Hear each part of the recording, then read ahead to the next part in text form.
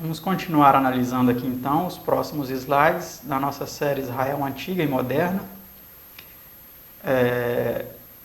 Nós vamos analisar mais um texto aqui no qual a irmã White faz alguns comentários a respeito das igrejas protestantes que pararam de reformar, etc.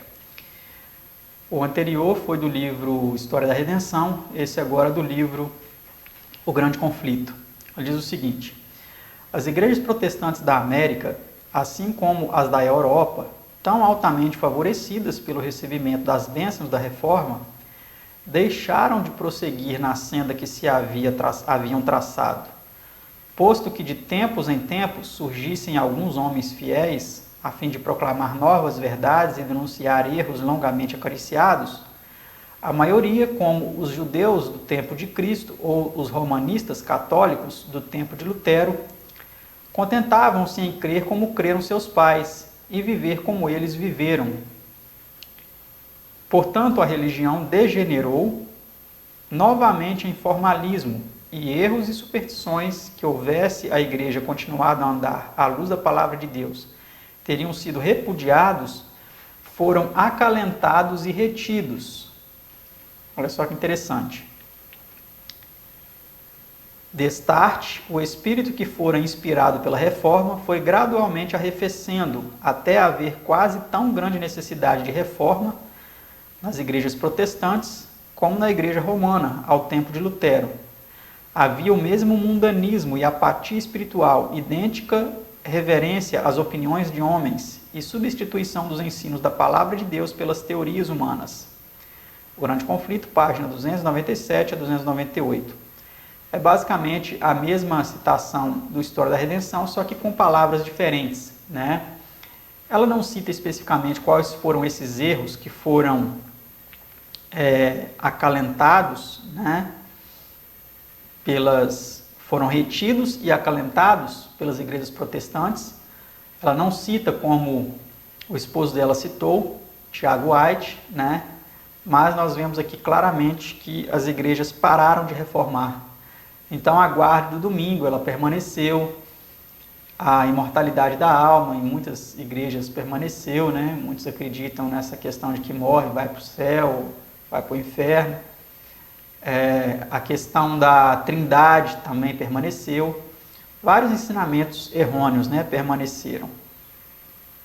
Vamos aqui mais uma vez perceber alguns ensinamentos aí dos pioneiros, né, a respeito dessa doutrina. Por exemplo, Tiago White, novamente, em 1869, ele disse o seguinte, olha: que uma pessoa seja 3 pessoas e que 3 pessoas sejam uma só pessoa é uma doutrina que podemos proclamar ser uma doutrina contrária à razão e ao senso comum. Tiago White, Review and Herald, 6 de julho de 1869. Será que ele estava correto ao afirmar isso? Será que ele foi repreendido pela sua esposa como profetisa ao fazer essas citações? De forma nenhuma, não encontramos nenhuma referência de que a senhora White o tivesse corrigido. E ela disse que se ela encontrasse erros em quem quer que seja, no seu próprio esposo, ela não teria aí o acanhamento de corrigi-los. Mas vemos que eles estavam em perfeito acordo com relação a este assunto. Muitos eles podem, antes de passar para esse próximo slide, eu quero aqui mencionar algo importante. Muitos podem afirmar o seguinte: os pioneiros da Igreja Adventista, eles não estavam, essas declarações não se aplicam à doutrina da Trindade que a Igreja tem hoje. Eles estavam denunciando outro tipo de doutrina de Trindade, não a que a Igreja tem hoje. Será que essa declaração, será que essa justificativa é válida, é verdadeira? Vamos perceber que não através desse próximo slide, porque todos esses pioneiros aqui, eles já tinham morrido quando a Trindade entrou pela primeira vez na Igreja Adventista em 1931, através dessa doutrina aqui, ó, essa que está aqui em inglês, que aparece aqui, Trinity, né? A doutrina número 2 dos princípios fundamentais aí que passaram a fazer parte do corpo doutrinário da IASD em 1931. Então, eles já estavam mortos nessa época. Mas esse próximo pioneiro que vamos ver aqui, ele não estava morto, ele estava vivo nesse período. Em 1940, note o que ele disse sobre essa doutrina. J.S. Washburn. Ele disse o seguinte: a doutrina da Trindade é uma monstruosidade pagã cruel. Olha o termo que ele usa, amados. A doutrina da Trindade é uma monstruosidade pagã cruel. De que Trindade ele estava falando? Vamos ver aqui. Removendo Jesus de sua verdadeira posição de Salvador e Mediador divino. É verdade que não se pode medir ou definir a divindade. Ele está além de nosso entendimento finito. Ainda sobre este assunto da personalidade de Deus, note que eu coloquei aqui sublinhei a personalidade de Deus, que lá na frente nós vamos ver um slide que a irmã White fala também sobre esse assunto, a personalidade de Deus. A Bíblia é muito simples e clara. O Pai, o ancião de dias, é desde a eternidade. Jesus foi gerado pelo Pai. Jesus, falando através do salmista, diz: o Senhor Jeová disse-me, tu és meu filho, hoje te gerei. Salmo 2, verso 7. Carta de J.S. Washburn, pastor adventista de Washington. Então, meus amados, esse pastor da igreja, já em 1940, denunciou essa doutrina, que em 1931 ela entrou de forma escusa, de forma obscura na igreja adventista, sem votação, sem nada. Vamos mais para frente ver que ele realmente estava falando da doutrina que entrou na igreja adventista. Note o que ele continua dizendo. Esta doutrina monstruosa, olha só, ele não poupa palavras pejorativas para classificar essa doutrina. Essa doutrina monstruosa, transplantada do paganismo para a igreja de Roma papal, está procurando introduzir sua presença maléfica nos ensinos da mensagem do terceiro anjo. Ele estava falando de quê? Que essa doutrina estava tentando introduzir-se dentro do adventismo, porque quem prega a mensagem dos três anjos é a igreja adventista. Ele continua dizendo: toda a doutrina da Trindade, afirmou ele, toda, é completamente estranha, não somente à Bíblia, mas também ao espírito de profecia. Será que ele conhecia o espírito de profecia? O autêntico, até sem muitas alterações, como hoje existem algumas, com certeza ele conhecia, né? A revelação não apresenta mais leve indício dessa doutrina monstruosa, né? Esta concepção monstruosa e pagã não encontra lugar em todo o universo livre de nosso bendito Pai Celestial e seu Filho. J.S. Washburn, M.S. The Trinity. A fonte está naquele livro, né, do George Knight, Em Busca de Identidade, o desenvolvimento das doutrinas adventistas do sétimo dia, página 158, CPB 2011.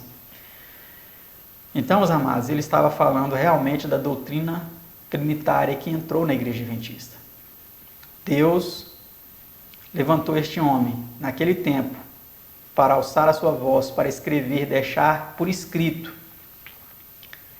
o seu repúdio a essa doutrina monstruosa que adentrou dentro do adventismo.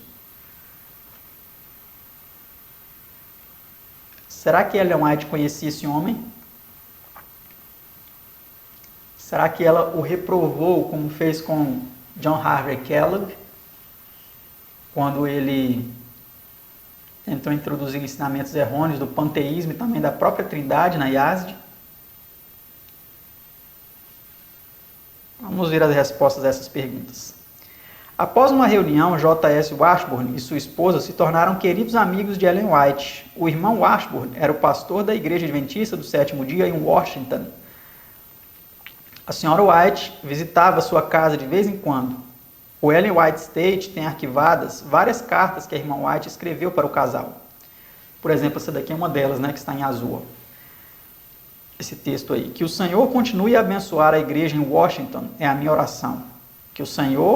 Sei que o Senhor me abençoou quando eu estava com você, com o pastor Washburn, né? E ele abençoou o seu povo. Muito amor para todos em sua casa. E muito amor para aqueles com quem tomou conselho doce juntos em nossas preciosas reuniões. O Senhor vive e reina. Louvado seja o seu santo nome. The Ellen G. White, 1888, Materials, página 853, parágrafo 1º, título do capítulo, para J.S. Washburn e esposa. Então, meus amados, este homem conhecia não só a Bíblia e o Espírito de Profecia, né, os livros da senhora White, mas a própria autora, a própria escritora. Eles conheciam, eles tinham uma relação pessoal íntima e eles compartilhavam o mesmo pensamento com relação a este assunto da divindade. E percebemos claramente que não havia divergência entre eles, pelo contrário, havia uma harmonia muito grande e a própria senhora White se julgou ser abençoada quando esteve na companhia deste homem, desse pastor, de Washington, a capital dos Estados Unidos. Uma importante igreja, uma importante cidade americana, né? Mas vamos seguir adiante. Os pioneiros da Igreja Adventista, vamos ter aqui uma declaração a respeito dos pioneiros, dos próprios editores dos livros da IASD, né? Os pioneiros da Igreja Adventista do Sétimo Dia eram, em grande parte, eram homens que se fizeram a si mesmos. Eram pessoas consagradas, hábeis e competentes, segundo se pode ver pela leitura de seus escritos. Conhecendo, porém, as limitações de sua formação educacional, tendiam a se sentir-se muito humildes, porque eles não eram graduados em faculdades, né? Portanto, no começo da década de 1880, é importante analisar isso aqui, ó, essa data, né? Quando apareceu no meio deles um educador com título universitário, olha que interessante. Não é de surpreender que ele fosse impelido a assumir a liderança na obra educacional. Todos começaram a impelir, não, assume aqui a liderança, tal, na obra educacional, você tem título universitário, etc e tal. Continuando aqui, ó. Tendo sido elevado rapidamente a uma posição muito importante, numa ocasião em que conhecia bem pouco das doutrinas e da história dos adventistas do sétimo dia, ele demonstrou que não se achava preparado para as responsabilidades que lhe foram atribuídas. Olha que interessante, meus amados. Isso aqui está escrito no livro Testemunhos para Ministros, introdução histórica, página 19, segundo parágrafo, escrito pela Comissão de Depositários do Patrimônio Literário de Ellen G. White. Então, nós vemos aqui claramente que uma declaração aí oficial a respeito dos pioneiros. Eram homens que se fizeram a si mesmos, que não foram forjados aí nas bigornas teológicas das universidades, dos centros educacionais, mas foram homens que se fizeram a si mesmos, que pesquisaram as escrituras por si mesmos e que eram humildes, eram homens aqui, pessoas consagradas, aqui ó, pessoas consagradas, hábeis e competentes, segundo se pode ver pela leitura de seus escritos, tá? Então precisamos aí fundamentar, abalizar aí a atitude deles com uma própria citação oficial aqui, né? Nós vamos continuar analisando. Será que nós podemos colocar a irmã White também como pioneira dessa igreja? Com certeza, né? Ela foi uma das pioneiras. E o que ela disse a respeito dessa doutrina? Ela viveu de 1827 a 1915. Vamos ver aí alguns textos que ela deixou escrito a respeito da divindade, para nós, então, termos também a opinião de outra pioneira aí da igreja, que é a irmã White. Quem era Deus para Ellen G. White? Quem era a divindade para Ellen G. White? Vamos ver aí. No livro Em Busca de Identidade, é dito o seguinte: ela nunca desenvolveu argumentos principais sobre os temas da Trindade, da plena igualdade de Cristo com o Pai e da personalidade do Espírito Santo. Seus escritos apenas supõem que sejam verdades. Em Busca de Identidade, página 117, CPB 2011. E depois o texto continua dizendo que os adventistas, ao longo dos tempos, foram percebendo essas suposições, então utilizaram também esses escritos para fundamentar a doutrina da Trindade. Mas seria certo, meus amados, uma pergunta aqui para a gente analisar. Seria certo usarmos suposições de um escritor, que não é nem um escrito bíblico, para fundamentar a doutrina da Trindade? Será que isso seria correto? Usar suposições? Eu creio que não, né? Mas vamos analisar aqui alguns textos claros dela com relação a este assunto, para vermos realmente qual era a sua posição sobre o tema. Deus é o Pai de Cristo. Cristo é o Filho de Deus. A Cristo foi atribuída uma posição exaltada. Foi feito igual ao Pai. Cristo participa de todos os desígnios de Deus. Testemunhos para a Igreja, volume 8, página 268. Citado também em Testemunhos Seletos, 3, página 187. Então vemos aqui claramente, meus amados, que ela coloca que Deus é o Pai de Cristo e que Cristo é o Filho de Deus. Até uma criança consegue entender isso. Não tem segredo. Não precisa ir para uma faculdade de teologia para aprender errado. Basta estudar por si próprio. Vamos aqui para... também está escrito aqui também Conselhos para a Igreja, página 77. Vamos para a próxima declaração dela. As providências e concessões de Deus em nosso favor são sem limites. O trono da graça é em si mesmo a mais elevada atração, visto ser ocupado por um ser que nos permite chamar-lhe de Pai. Mas Jeová, que é Deus, que ela está falando, né? Deus, que é o Pai, que é Jeová, que ocupa o trono da graça, mas Jeová não considerou completo o plano da salvação enquanto nele estivesse depositado apenas seu amor. Colocou em seu altar um advogado revestido de sua própria natureza. Olha que declaração fantástica, né? Conselhos aos pais, professores e estudantes, página 14. Declaração pontual, exata, simples, né? De se entender. Mais uma. Vede Paulo em Atenas, diante do concílio do Areópago, quando enfrenta ciência com ciência, lógica com lógica e filosofia com filosofia. Observai como o contato nascido do amor divino, ele aponta a Jeová como o Deus desconhecido, que seus ouvintes têm adorado ignorantemente. E em palavras tiradas de um de seus próprios poetas, pinta-o como um pai, cujos filhos eles são. Está em História da Redenção, página 312.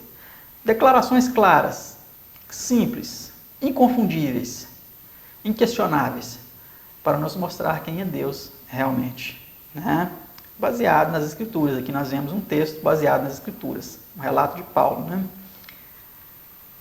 Outro texto. Levantar-nos-emos individualmente para apreciar na medida de nossa capacidade de compreender a verdade que Deus, Jeová, nos ama e perdoa se crermos em Jesus e o amarmos. Olha que interessante, aparecem as duas pessoas aqui, né? Que Deus, Jeová, nos ama e perdoa se crermos em Jesus e o amarmos. Mensagens Escolhidas, volume 1, página 106. Estamos amados. Várias declarações, né? Agora, olha o que ela disse. Ó. Surgirão homens e mulheres, né? Proclamando possuir alguma nova luz ou alguma nova revelação. E cuja tendência é abalar a fé nos marcos antigos. Os marcos antigos que Deus concedeu a essa igreja. Ela continua dizendo, suas doutrinas não resistem à prova da palavra de Deus. A doutrina da Trindade, meus amados, não resiste à prova da palavra de Deus. Quando você começa a pegar vários textos das Escrituras e tentar encaixar nessa doutrina, é impossível. Ela continua dizendo, mesmo assim, pessoas serão enganadas. E hoje o que nós estamos vendo? As pessoas estão sendo enganadas por essa heresia brutal, monstruosa, pagã, papal, demoníaca, satânica. É a doutrina da Trindade, é isso, é satânica, diabólica. Porque Satanás que quis ser o terceiro, né, uma trindade lá no céu. Farão circular relatos falsos. Olha só que interessante. Estão tudo profecias, ó, farão, está no futuro. Ela disse que eles farão circular relatos falsos e alguns serão apanhados pela armadilha. E não é isso que hoje estão falando? Estão dizendo, ó, esse povo aí não crê no Espírito Santo. Cuidado com eles estão pecando contra o Espírito Santo, eles estão sendo usados pelo diabo. Estão fazendo circular relatos falsos a nosso respeito, meus amados. Assim como fizeram relatos falsos a respeito de Moisés, ali, Arão e Miriam, no tempo de Moisés, né? Dizendo, não vão seguir esse povo, não, todo mundo é santo. Fizeram circular relatos falsos a respeito daqueles homens. Estão fazendo circular relatos falsos a nosso respeito. Tá certo? Vamos continuar aí analisando. E alguns serão apanhados pela armadilha. Tal espírito nem sempre se manifestará em aberto desafio às mensagens enviadas por Deus, mas expressa de muitas maneiras uma deliberada incredulidade. Cada falsa declaração feita alimenta e fortalece essa incredulidade. E por esse meio, poucas pessoas? Não. Por esse meio, muitas pessoas serão levadas à decisão do lado errado. Então hoje, meus amados, a maioria está ficando com quem? Está ficando com os líderes da IASD. Os líderes da IASD moderna. A maioria está ficando com eles, né? Por esse meio, muitas pessoas serão levadas à decisão do lado errado. Eles ouvem mais boato do que vão diretamente à palavra de Deus para tirar as provas corretas a respeito da verdade. Isso está escrito em Testemunhos para a Igreja, volume 5, página 295. O texto foi escrito em 1885, né? Essa profecia, né? Em 1885, e vemos claramente que hoje ela é uma realidade. Essa profecia está se cumprindo claramente no nosso tempo. E foi citado também em Eventos Finais, página 55, na edição de 2012, porque pode variar o número da página de acordo com a edição, né? Então, na página 55 da edição de 2012, você pode ir lá no Eventos Finais também, que você vai encontrar essa declaração. Então, amados, quais são os marcos antigos? Procure saber quais são as doutrinas antigas da igreja, as doutrinas originais, porque é essas que são as corretas, que nós devemos seguir, e não as atuais, que foram modificadas depois. Tá bom? Eu quero mais uma vez pedir aí que você curta o vídeo, né? Ou se você não gostou também pode apertar o dislike, ou o dedinho para cima, ou o dedinho para baixo, tá bom? Que você se inscreva no nosso canal se você não é inscrito. Ajuda a fortalecer essa mensagem, é muito importante. Compartilhe o vídeo, comente, deixe seu comentário aí. Se você não tem uma conta no YouTube, eu também quero sugerir que você faça isso para nos ajudar, para fortalecer. Crie uma continha lá no YouTube, né? Assim como você tem em outras redes sociais, no Facebook, no Twitter ou no Instagram. Crie uma continha lá no YouTube, aqui no YouTube, né? E para que você possa interagir mais, para que você possa compartilhar os vídeos. Compartilhar não precisa, né? Mas para que você possa comentar os vídeos, para que você possa deixar aí o seu like, para que você possa se inscrever no nosso canal, é muito importante isso. E se não ativou ainda o sino das notificações, aqui embaixo tem um sininho que você pode apertar aí e você tem a opção de escolher se você vai receber todas as notificações quando colocarmos um novo vídeo aqui no canal, ou se você quer notificações apenas sobre este seminário, o Seminário Israel Antiga e Moderna, ou outros seminários, né? Nós temos também os estudos bíblicos, que nós colocamos aí sempre. Também temos um outro seminário que estamos gravando, que é o Babilônia Antiga e Moderna.